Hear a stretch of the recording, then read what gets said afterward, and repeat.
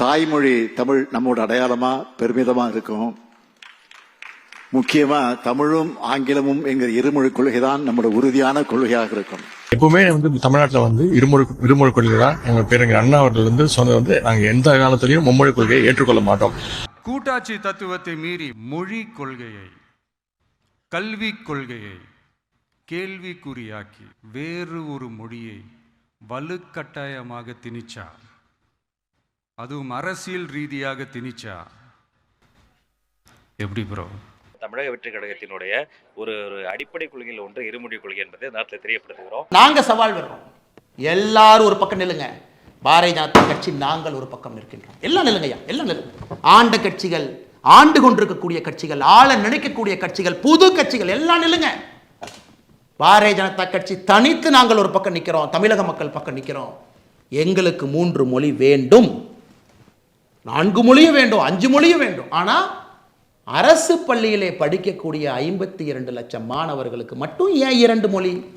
56 லட்சம் தனியார் பள்ளிக்கூட குழந்தைகளுக்கு, அதில் 30 லட்சம் பேர் சிபிஎஸ்சி, ஐசிஎஸ்சி, ஐபி, இவங்களுக்கெல்லாம் ஆல்ரெடி 3 மொழி படிக்கிறாங்க. என்னங்க ஐயா நியாயம்? எத்தனை பள்ளிக்கூடம் நடத்துறீங்க? அது பேசி பேசி பேசி பேசி காதில் புண்ணாயிருச்சு எல்லாத்துக்கும். திமுக காரங்க நடத்தக்கூடிய பள்ளிக்கூடம், நீங்கள் நடத்துகிற சிபிஎஸ்சி பள்ளிக்கூடம், அதில் நீங்கள் சொல்லிக் கொடுக்குற மொழி, அதுக்குள்ள எனக்கு போவே விரும்பலை. எல்லாருக்கும் தெரியும் திமுக காரன் நடத்தக்கூடிய பிரைவேட் ஸ்கூலில் 3 மொழி, அதுவும் தமிழில் பேசினா ஃபைன் போடக்கூடிய ஸ்கூல் திமுக காரன் நடத்துறீங்க.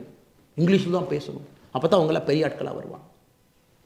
அதனால் முதலமைச்சர் மு க ஸ்டாலின் ஐயா அவர்களே, எதிர்க்கட்சி தலைவர் அண்ணன் எடப்பாடி பழனிசாமி அவர்களே, அண்ணன் சீமான் அவர்களே, அண்ணன் விஜய் அவர்களே, எல்லா தமிழகத்தினுடைய கட்சி தலைவர்களே, நன்றாக புரிந்து கொள்ளுங்கள். உங்கள் குழந்தைங்க எங்கே படிக்கிறாங்கன்னு நெஞ்சத்தோடு சொல்லுங்கள். உங்கள் குழந்தைங்க எங்கே படிக்கிறாங்கன்னு வெள்ளை அறிக்கை கொடுங்க. நாங்கள் பாரதிய ஜனதா கட்சியில் எங்கள் குழந்தைகள் எங்கே படிக்கிறாங்கன்னு வெள்ளை அறிக்கை நான் கொடுக்குறேன். என் குழந்தை 2 மொழி கொள்ளியா, 3 மொழி கொள்ளியா, அரசு பள்ளியா, தனியார் பள்ளியா, ஏன் நான் சொல்கிறேங்க ஐயா, நீங்கள் சொல்லுங்கள், நீங்கள் சொல்லுங்கள். ஸ்டாலின் ஐயா உங்கள் பேரை எங்கே படிக்கிறான்னு சொல்லுங்கள். நான் எல்லாத்துக்கும் நான் பையன் சொன்னேன், உங்களுக்கு பேரன்னு சொல்கிறேன். ஏன்னா நீங்கள் தான் அப்பா அப்பான்னு சொல்கிறீங்களே.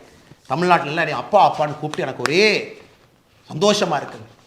சில பேர் தாத்தான்னு கூப்பிட்றாங்க இல்லைங்க, ஏன் வயசு குறைக்கிறதுக்காக அப்பான்னு பேசிட்டீங்களா? தாத்தான்னு நல்லா தானே இருக்குது. வயசானவங்களை ஜெனரலாக தமிழ்நாட்டில் தாத்தான்னு தானே கூப்பிடுவாங்க. அதனால் உங்களுடைய பேர குழந்தை எங்கே படிக்கிறாங்கன்னு சொல்லுங்கள். எந்த பள்ளிக்கூடத்தில் படித்தார், அவர் எத்தனை மொழி படித்தார், எங்கே படித்தார்? ஃபுட்பால் விளையாடுறக்கு ஒரு யூரோப்பியன் நேஷன் போகிறாரு, தமிழ் மொழியை வச்சு சமாளிக்க முடியுமா? போதுமா? நம்ம ஊரில் நம்முடைய மொழியை கொடிப்பிடித்து நிற்போம், உயிரை கொடுத்து நிற்போம், உறுதியாக நிற்போம். தமிழ் மொழிக்கு அழிவு கிடையாது, எப்பொழுதும் அழிவு வராது. இந்தியாவில் எல்லாருமே 3 மொழி கொள்கைக்கு போயிட்டாங்க. ஏன்? பிரதான் அவர்கள் சொன்னதை, மத்திய அமைச்சர் சொன்னதை மாற்றி மாற்றி பேசுகிறேன். நீங்களே 2024 PM ஸ்ரீ பள்ளிக்கூடத்தை ஏற்றுக்கிறேன்னு நீங்கள் தான் சொன்னீங்க. சீஃப் செக்ரட்டரி கடிதம் போட்டார், இல்லைன்னு சொல்லுங்கள். சீஃப் செக்ரட்டரி முதலமைச்சர் ஸ்டாலின் ஐயா அனுமதி இல்லாமல் சீஃப் செக்ரட்டரி கையுங்காலம் வந்துருச்சு, கடிதம் போட்டாரா? PM ஸ்ரீ பள்ளிக்கூடத்தை ஏற்றுக்கொள்ள வேண்டும் என்று சொன்னார். நல்லா புரிஞ்சுக்க. PM ஸ்ரீ பள்ளிக்கூடம் தமிழ்நாட்டுக்கு வேணும். ஏன்னா அவங்ககிட்ட அடிப்படை கட்டமைப்பு இல்லை, குழந்தைங்கள்லாம் மரத்து கீழே படிக்கிறாங்க. மாற்றி மாற்றி பேசாது. தமிழ்நாட்டுக்கு கல்வியில் என்ன பணம் மத்திய அரசு கொடுக்கணுமோ அது கொடுப்பாங்க. பிரதான் அவர்கள் சொன்னதை திருத்தி பேசாதீங்க, மாற்றி பேசாதீங்க. நீங்கள் கொடுத்த கமிட்மெண்ட்டை திரும்ப கேட்குறாரு. நீங்கள் தான் எழுத்துப்பூர்வமாக கொடுத்தீங்க. PM ஸ்ரீ பள்ளிக்கூடம் ஏன் வேண்டாம்னு சொல்கிறீங்க? ஆமாம், அது புதிய கல்விக் கொள்கையினுடைய அங்கம்தான் PM ஸ்ரீ பள்ளி. எந்த மாற்று கருத்தும் இல்லையே. ஜவஹர் நவோதயா பள்ளியில் படித்த IIT, IIM, சிவில் சர்வீஸ் பிரித்து மேய்ஞ்சிட்டு இருக்கு சார். ஏகலவ்யா மோடியை நடத்தக்கூடிய ட்ரைபல் பள்ளியில் படித்த IIT, IIM பிரித்து மேய்ஞ்சிட்டு இருக்கான் சார்.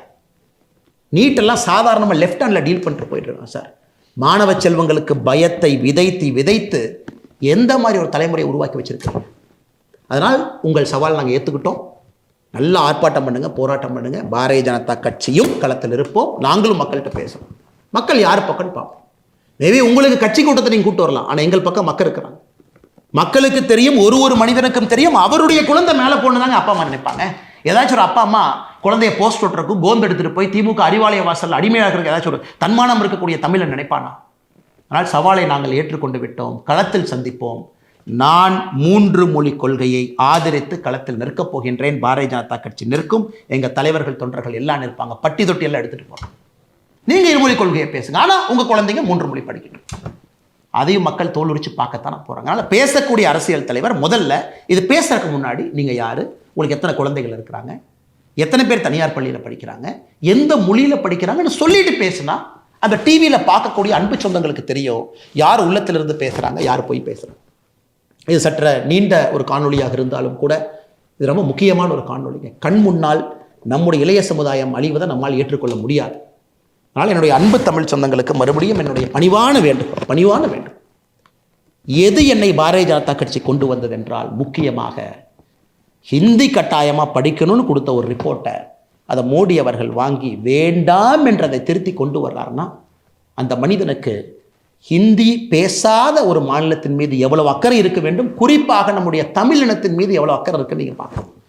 உங்களுக்கும் இந்த அன்பான வேண்டுகோளை வைக்கின்றேன். நல்லது நடக்கும், நல்லது நடந்து கொண்டிருக்கிறது. இவங்களை நம்பி நம்ம போனோம்னாங்க ஐயா, நம்ம குழந்தைங்க போஸ்ட் ஒட்டுறக்கும் கோந்து எடுத்துட்டு தெரு தெருவா சுத்தரக்கும் தாங்க ஐயா போகிறாங்க. நாங்கள் உங்கள் குழந்தைகளை இந்தியாவுடைய பிரதமராகணும்னு கனவு காண்கிறோம். தமிழகத்தினுடைய முதலமைச்சர்களாக வர வேண்டும் என்று கனவு காண்கிறோம். IAS IPS அதிகாரிகளாக வர வேண்டும், பெரிய ஆளுமைகளாக வர வேண்டும், பிஸ்னஸ் மேனாக வரணும். அது எங்களுடைய கனவு. இவங்க கனவு என்ன தெரியுமா ஐயா? உங்கள் குழந்தைகள் அடிமைகளாக தொண்டர்களாக வர வேண்டும் என்பது இவங்க கனவு. ஏன்னா இவங்கெல்லாம் அப்படியே பெரிய ஆளுங்க, சூப்பர் ஸ்டார்ஸ். அவங்களுக்கு கீழே கை கட்டு நிற்காங்க. அது வேண்டாங்க ஐயா. உடைப்போம், உங்களோடு களத்தில் இருப்போம். ஆதரவோடு நீங்கள் மோடி ஐயாவோடு இருங்கள். தமிழகத்திலே ஒரு புதிய மாற்றத்தை 2026 பாரதிய ஜனதா கட்சி தேசிய ஜனநாயக கூட்டணி கொடுக்கும். நன்றி, வணக்கம், வாழ்த்துக்கள்.